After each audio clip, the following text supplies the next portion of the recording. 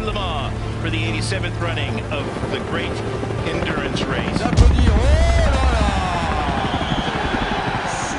For nearly a century, people have been descending on this racetrack to compete against like-minded drivers.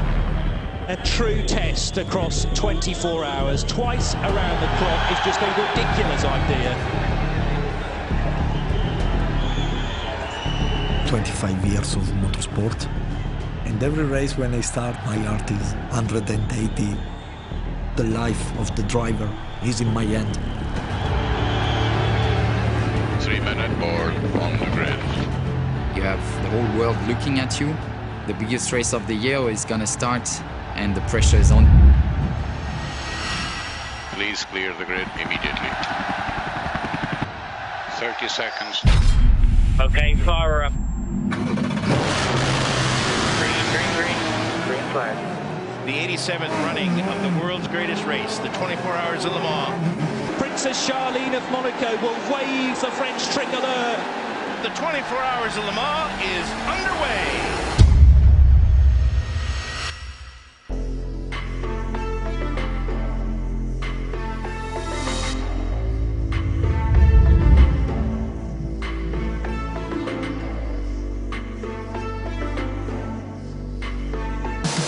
The 24 Hours of Le Mans is underway. The race has started.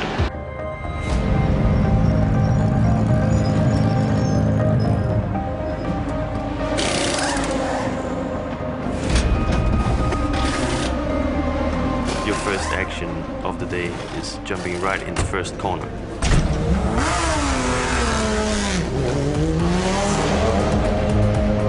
I like that. A lot about instincts, that first 2 laps. I gotta feel it yourself, the grip level, just the feeling. How does the car fit the brake? Already 1 or 2 hours old, how do they feel? So it's a lot about instincts and about being open-minded quickly to get yourself in a comfortable situation. Antonio Garcia, Michael Christensen, and Nick Tandy, the top 3 as they head down through the Tête Rouge S's. We beat this lap, and then we do driver change, and we change also the front brakes. We call him into the pit and we change the system without losing time during the pit stop. This, I think, is the key point of the race of this year. Every time something happens in the race, you have 1 minute when you say, fuck, we had to find a solution to be back in the game.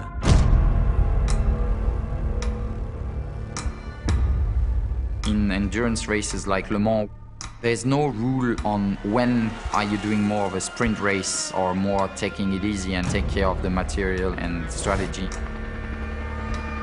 You have to be patient and know when you can be aggressive and when you just have to hold back.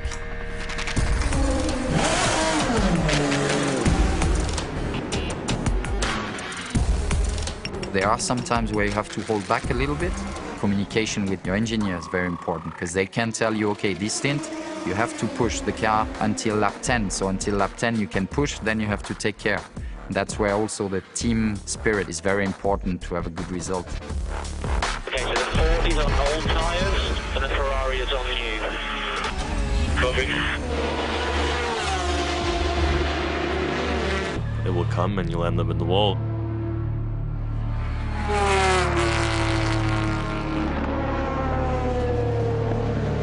You'll see it get squeezed in by the 88.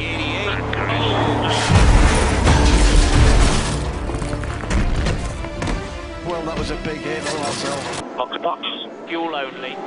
Or you can save fuel and preserve your tires and wait for the pit stop. 35 seconds of fuel, code green, code green. 20 seconds. 10 seconds. Fast lane clear, fast lane clear. Okay, the Ferrari is the same as us. Yes!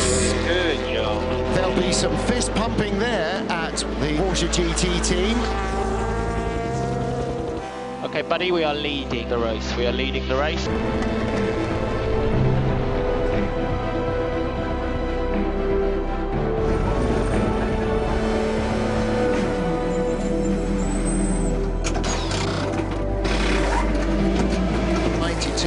driver change. Double stint for Van Tour. Kevin Estra's at the wheel.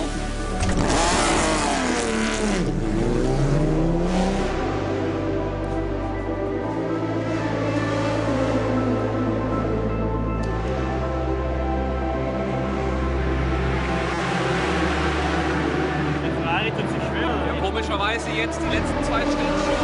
Also ich finde, meine Meinung ist jetzt im Moment einen Unterschied zu machen, weil es ist echt easy. Ja, ja. Selbst im ersten Ja, aber du warst der Einzige. Ja, aber ich bin echt sauber gefahren. Mega Trump, ja. It's a very tough moment because you're still racing. You have to do your best to keep the car on track, but you have a lot of stuff going through your mind, thinking of, oh, is the engine, braking? Is the gearbox braking? You don't know what's going on, but you still have 10 kilometers to go back to the pit lane. I almost went off in the Porsche corners because I was a bit on the outside. There was some traffic. I was trying to pay attention in the mirrors if there was fire somewhere, not to destroy the car. But yeah, luckily I made it to the pit. Porsche on pit lane, and that is the lead car, the 92 car. Kevin Estra brings the car down pit lane.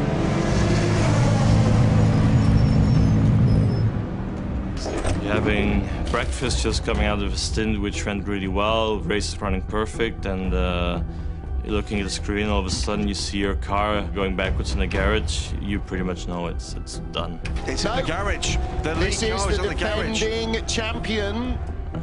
Because that means something's wrong, something needs to be repaired, and it's not gonna take 10 seconds. That is a huge turn of events. That was the car that was out well ahead of everyone else. Porsche mechanics swarming all over the 92. When I heard it on the radio, exhaust issue, something is wrong, it is going up, box. Then it's like everything falls down around you. You don't know where you are gonna end up. That's a very tough moment mentally, but I never really gave up. I was just thinking, okay, think again, what do we have to do to win? It's not over. Coming off the hijack. We can still win the championship. Everything's gonna be fine.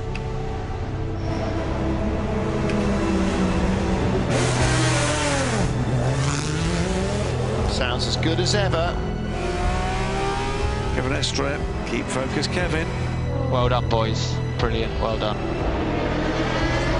Go to your Porsche dealer and say, oh yeah, 911 exhaust change, 20 minutes at labour, and they'll laugh at you in the face.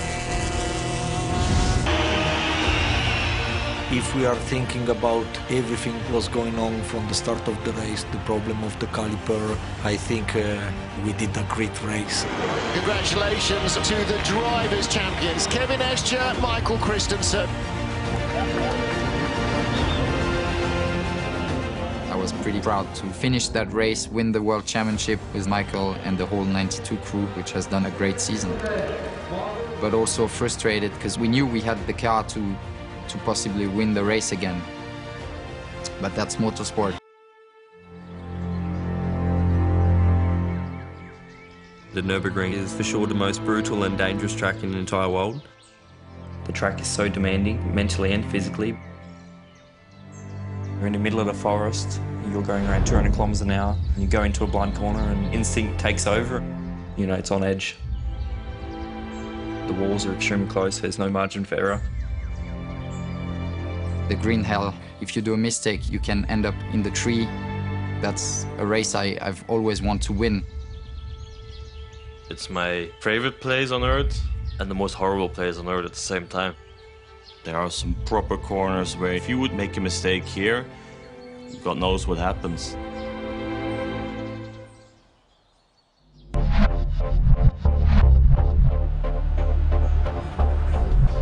Le Mans GTE and Nürburgring GT3 is completely two different types of racing. In Le Mans, we have a factory team and we race as Porsche. At Nürburgring, there are only costumer teams, like Manta Racing, Fricadeli Racing, and others. So you see same people under a different name. 21st of Nürburgring in Germany, it's super big. You have drivers here which are heroes, which if you go out of the Nürburgring, nobody knows them. It's its own place. First time I arrived here, I was like, what's this? If you come from Le Mans, it's like you go from Hollywood to my hometown without saying anything bad about here, because I love being here. It's just very, very different. Going into Nürburgring, we had some mixed feelings. Nürburgring was the first race of our new GT3R. After Le Mans, with a broken exhaust, we were all scared of reliability issues. The 47th running of the Total ADAC 24 Hours of the Nürburgring about to get underway.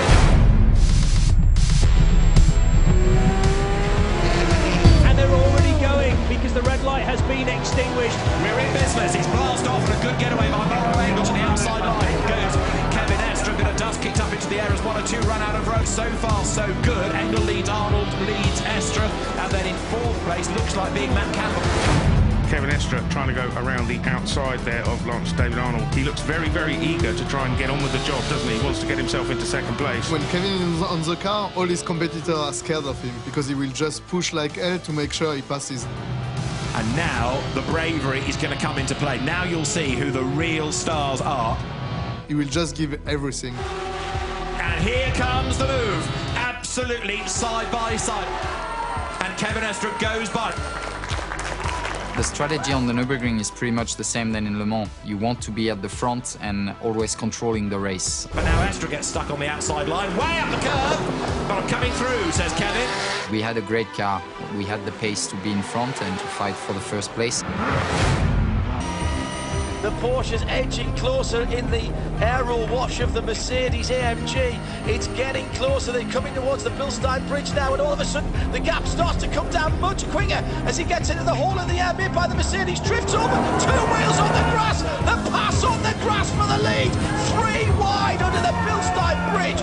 That is extraordinary. Absolutely incredible. Audacious. I can't think of anything else to say to that other than wow. It is very nearly 10 o'clock on Saturday night here at the Nürburgring. You cannot take your eyes off this for the moment. Everything was going well and we were looking forward to have a great result. I think around 1 o'clock, we understand that we were back in the game.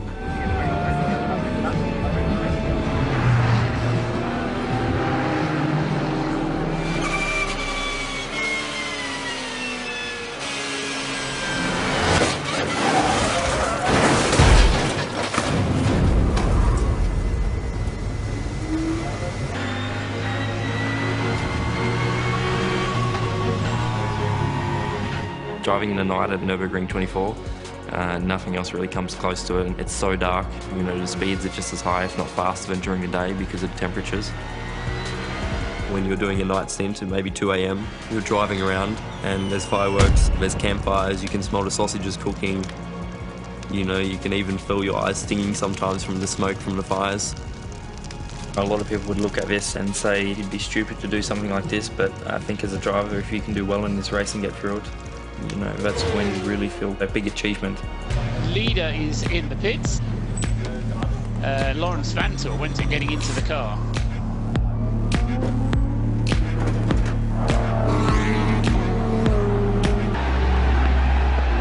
There are others sprinting to the line to try to gain ground. And Kevin Estre, flashing the lights, will come to the checkered flag now. Slows right down, takes the flag, takes 2nd place, Kevin Estre. I felt personally proud of myself. I don't know, maybe the winner on the hearts of the spectators on the Nürburgring. But also frustrated and angry about how the race happened with the pace we had and the easy lead. It was a bit of a mixed feeling. We've been through so many different emotions in the last 2-3 weeks. I think we are just addicted to winning, and I think it's the spirit of endurance. We want to win the next year, and we will never stop. You have to be tough, you have to be consistent, you have to be reliable, you have to work very hard, and that's endurance.